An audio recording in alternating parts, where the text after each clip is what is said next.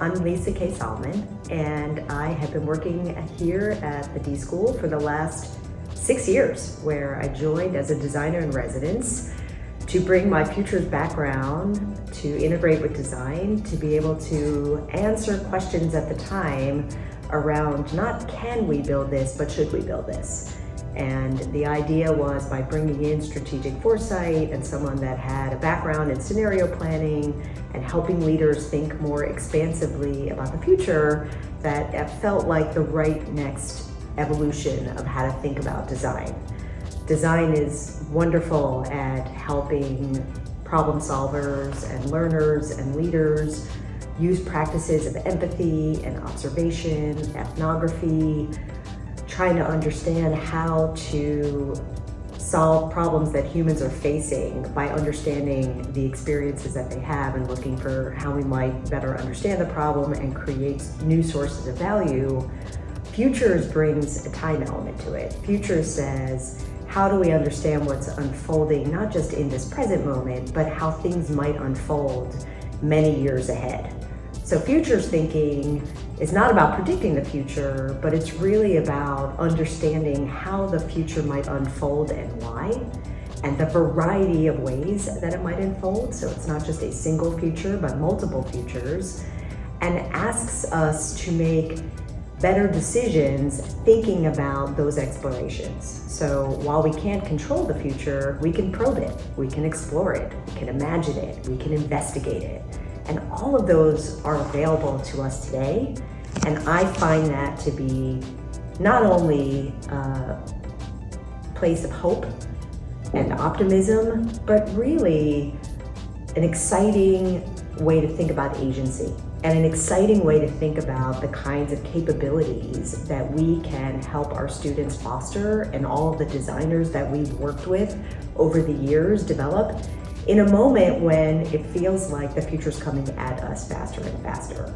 And I think, who doesn't want to feel more agency in thinking about a wider range of choices when so much of the world feels out of control? For 20 years, the D-school has been focused on helping foster creative problem solvers, helping our learners think about how to solve problems that don't have known answers, how to use different methods to both think creatively, expansively, sometimes we say how to flare, and also how to focus, how to actually take those initial ideas and experiment and test them. I often think of design as a process of continual discovery, trying to understand what the problem is and how to think differently about the problem, and experimentation, how to take a hypothesis or a hunch that you have from that insight and bring it to life to see, is it in fact the right idea? Does it create value? So it's a constant iterative process of discovery and experimentation that we can do over long periods of time, we can do over short design sprints. But again, it's an opportunity to help more people feel like that they can do something in the face of uncertainty, address problems that we know are pressing but don't necessarily have known answers. Adding futures to the mix allows us to take an even longer stance of how to apply some of those skills. So in many ways, there are still some core practices of discovery and experimentation, but it's less about here and the now. It's discovery about how the world might unfold by perhaps looking at second or third order consequences using a tool like the Futures Wheel, or using narratives, whether they be far out narratives like science fiction or prototypes of the future, to try to understand how signals of today may play out tomorrow. And the experimentation part is the making aspect. It's not just saying I'm going to do a spreadsheet on these things and try to project out what the future might be, but instead it says, let's bring these futures to life in some meaningful, emotional way, so that we can investigate, wow, is this in fact the future we want? Or even worse, or perhaps more informative, how do we avoid the future that we don't want? So again, these are skills of applied imagination and of active making that we can use to inform not just things that need immediate attention, but what we should also be paying attention to over the long run. And again, I think these are incredibly powerful for all leaders to learn. And my hope in the work that we're doing here and how we're bringing it to the world will help more people feel comfortable bringing these into these practices. So we're doing a lot of work around K-12, so allowing more teachers and more educators to feel as comfortable teaching futures as they do history, and we're bringing them to professional learners that are used to working on strategic plans, for example, that feel like we're containing the future because there's a 3-year forecast, but actually we need to help them think about futures as an ongoing process to their work. So again, they're checking their assumptions in both expansive and informative ways. I think futures is for everyone. I think that we should learn futures as an early age. I often say to leaders, I'll say, how many people here have taken a history class? Everybody raises their hand. We know what history is. We've all taken at least one class. There are departments in history. There are libraries of history. There's tomes of books on history. And then I'll turn around and I'll say, and how many people have taken a class on futures? And maybe I'll get one hand, maybe. And I think, and I often say, well, which one of those can we influence? Isn't that interesting? Like, where should we be spending our time? Now, it turns out that some of the best futurists are actually historians because they have spent time learning the discipline of seeking out primary sources, of looking for patterns, of sense-making in the past. And we can apply those same kinds of skills towards the future by looking at disparate signals of the future, looking for patterns, trying to ask different questions that allow us to go down different modes of discovery. But the very fact that we don't name futures, that we don't have a conceptual vocabulary, that we don't spend foundational time in our early years practicing some of these skills, to me, presents a huge opportunity. I really hope that our work here at the D-School helps make that more accessible to more people. Just like we've brought design into so many fields and we've helped many different kinds of leaders learn practices of observation and empathy and prototyping, I hope that our futures work allows more leaders to be daydreamers, to understand that dreams can be used as tools to challenge assumptions around systems and around our status quo. Somebody thought of that. It means someone can unthink that. So we need to get more practice at allowing us to, first of all, identify the kinds of futures that we want to be a part of, and then to work backwards to say, what are the first steps we might do in order to bring those futures to life? And that's very much what we teach here, and that's what we are trying to bring to the world more broadly. When I first started here at the D-School, we started our first futures class called Inventing the Future, which I co-taught with Tina Seelig, who now runs the Knight Hennessy Scholars Program, and later, the second year, we brought in Drew Endy, who is a professor in bioengineering. And the premise of the class was foundationally built on the question of not can we build it, but should we build it? We started this 6 years ago. Social media companies were starting to grow in unexpected ways. Technology was pervasive and everywhere. And so it's this idea of what is the power that these technology companies have? How are they impacting our societies? And how could we help our next generation leaders and founders and entrepreneurs of these companies learn how to think more expansively, more ethically, more of a futures way, more thinking like better ancestors on the kinds of choices that they could make. So Inventing the Future was the first kind of futures-oriented class here. The way it's structured and still is today, we spend about the first half of class teaching students a number of frameworks and tools and practices and even mindsets on how to think like a futurist.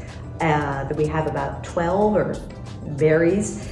And they keep futures portfolios that allow them to practice these skills so they become part of how they think about the world and how they're taking in information. And the second half of class, we divide them up into teams and they take the skills we learned in the first part of class and they create these futures debates, utopia and dystopia of far off futures on emerging technology. Over the years, we've covered topics like VR dating or drone taxis, or even extinction reversal. Like, is it a good idea to use stem cells and synthetic biology to bring back dinosaurs and the woolly mammoth? Who gets to make those decisions? And the idea is not to get the future right. Of course, nobody can get the future right, but to learn from the both good and the bad, and the choices that would have led to these broader term societal implications. We also bring in experts to help give current commentary on what's going on. And it's just this incredible, expansive investigation on what's happening today and what we might do to shape towards better futures. And inevitably, students leave the class transformed. Yes, they can think differently about the future, but really they're thinking differently about themselves. What's my role in shaping the future? And we know this because we hear comments like, I used to think that other people would determine the future, and now I think I have the skills and tools available to do it. I used to think that imagining the future was a gene intrinsic to who you are when you're born, and now I think I can grow and develop it. And when I see those, I think, oh my gosh, we have to share this with many more people, because I think it is, in many ways, the only response we have to the kind of changes that the world is going through right now. And, well, thinking like a futurist, there's one thing I could probably guarantee: it's not going to get more simple. We're not going to have less exponential change. So we got to change ourselves. And that's what classes like Inventing the Future are really trying to do. Since Inventing the Future, we also created a class called Flights and Futures, which I designed with one of our colleagues, Ariel Raz, and Dr. Monty Brooks, who's an Afrofuturist. And that class was really about exploring images of the future, narratives we have about the future, and allowing students a chance to interrogate those narratives and build alternative narratives. So we had these future sprints where we spent 2 weeks looking at biofutures and climate futures and civic futures. And it was really powerful to help students understand that the way we talk about futures was as important as the technologies themselves. That was a very, very powerful class. And right now we're teaching a new class called View from the Future. View from the Future is designed to help our design students, but really students more broadly, understand how fields are changing and how jobs are changing by bringing in experts that I jokingly say are living in the future, right? So the class is called View from the Future, Exploring Job Opportunities of Tomorrow, Today, to give students a bigger, more imaginative understanding of the kinds of jobs that they might hold. Every week, we're bringing in practitioners that are pioneering these new fields, so climate tech, future of finance, future of oceans, future of fashion, future of media and information, just to name a few. And the goal is to pique their curiosity, to move out of what they might think to be the next step, whether it's perhaps more narrowly defined or something that they know exists, to instead say, wait a minute, what job could I invent? How do I be on the cutting edge of where this field is going and build the skills now to help me have the kind of thriving, purpose-driven life that I want to be a part of? So we have a very exciting Futures event coming up at the end of April called the Futures Happening: Democracy Edition. For a day and a half, we are going to be gathering about 100 democracy makers, movers, and multipliers. Makers are folks that are bringing new ideas to the world that help strengthen our civic futures in a variety of different ways. Folks like warm cookies from the revolution that are creating local programming that citizens want to be a part of, like Civic Stitch and Bitch, where you come and crochet and talk about issues, or Syntax Bingo, where you come in and celebrate what taxes can do to help your life be better. Just ways of reimagining how we engage in fun kinds of programming that actually make you feel proud to be a part of your community. So that's just one maker. We have other makers like Amplifier, which is a phenomenal organization started by Aaron Huey, who I think incubated it here at the D.school about 10 years ago, the idea of using art as a way of launching and expanding movements that bring us together around our shared humanity. We have folks like Citizen University coming in, and Eric Liu, who started it about 10 years ago in order to create a civic revival, to create more opportunities for us to feel pride and to practice civic skills of character and power. So we have about 30 democracy makers, many of which we are celebrating in big posters in our Civic Imagineers Maker Fair. And we also have democracy movers. So these are folks like teachers or community organizers that are directly facing with our next generation and citizens, that are looking for programs and ideas to actually help us imagine better futures, not just reactive futures to where we are right now. And we have democracy multipliers. These are funders or network members that are part of larger efforts in order to spread positive impact in the world. And so we're hoping that coming here, the Center for Creativity and Possibility, not just at Stanford, but really in the world more broadly, we are seeding possibilities of hope. We are trying to help people understand that this mode that we feel like we are in right now, the future that feels like is happening to us around partisan divides and negativity and even dystopia, are things that we can positively contribute to, even if we're not a politician, even if we're not on mainstream media. That every day we have choices in order to model and invest in the kind of civic futures that we want to be a part of. So this gathering is very much an extension of our core pillars here at the D-School, where we're trying to help our students learn how to make in any medium. So in this case, we're trying to make in mediums of democracy and civics. We're trying to spark new ideas of agency and possibility by helping people learn from others rather than from starting from nothing, which can be overwhelming. We're helping people bring those ideas to life that are steeped in purpose, the why behind why we are doing things, to realize that all of us have the opportunity to make positive change, and we're doing it in adaptive ways. We'll recognize that the path ahead is not clear, but we're gonna learn our way forward. We're gonna experiment our way forward.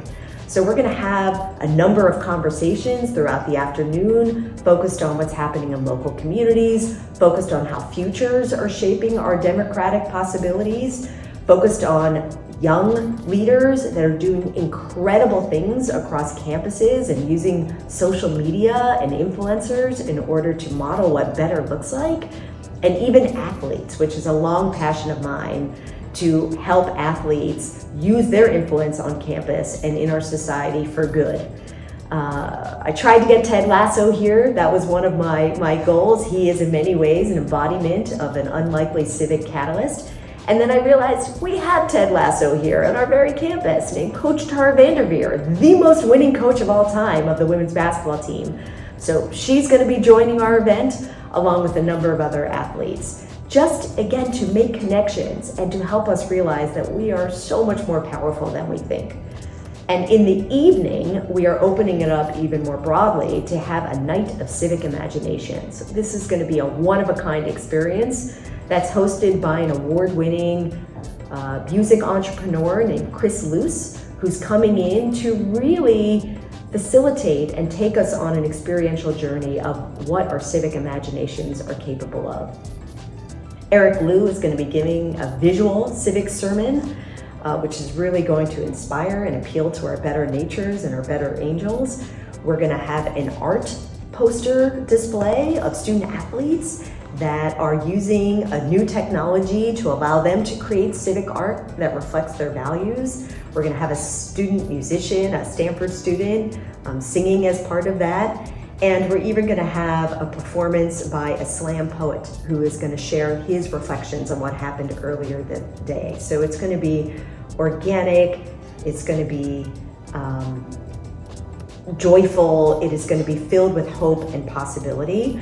And I'm just so excited and couldn't be more delighted for how people have responded to this event. We even have civic tailgating that's going to be hosted by Pizza to the Polls. So we hope that people come away from this experience feeling energized, inspired, but also grounded in real things that they can do immediately.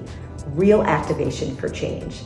And we'll see what unfolds, but just planning it has made me feel not only more hopeful about our future, but more resilient in the face of news that comes at us every day.